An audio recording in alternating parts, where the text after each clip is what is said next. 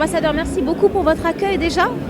On aimerait avoir, on va dire, votre déclaration par rapport à cet événement aujourd'hui qui d'un côté présente les activités des instituts français à travers le Maroc, mais célèbre aussi le breakdance d'une certaine manière et la fédération.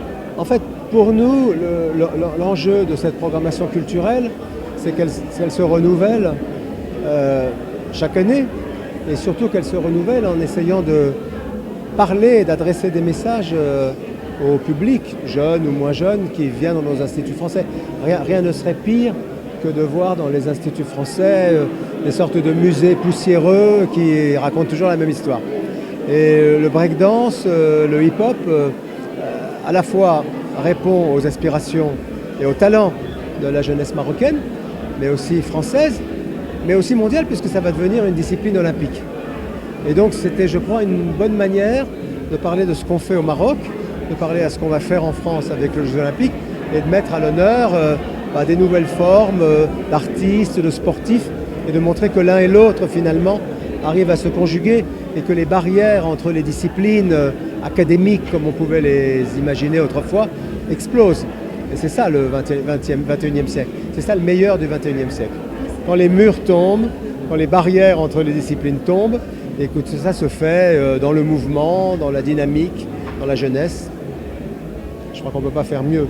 Donc on est très heureux que cette soirée, avec tout ce qu'elle a d'un peu officiel quand même, c'est une résidence, et puis vraiment mettre au cœur de la soirée, là on le voit, ces performances qui sont celles de jeunes Marocains, ici dans le programme culturel français et sur le chemin de Paris, puisqu'ils sont qualifiés. Je suis sûr qu'ils vont faire un très beau parcours là-bas. Merci. Alors c'est vrai que nous avons été très sensibles à votre déclaration sur le contexte actuel qui est quand même assez complexe, assez difficile. Mais je pense que le breakdance, étant donné que c'est une discipline des jeunes, c'est une discipline qui est porteuse d'un message d'espoir, de justice, d'équité. Alors vous, comment est-ce que vous voyez cette discipline-là aujourd'hui Je la vois comme le reflet d'un monde nouveau qui se crée.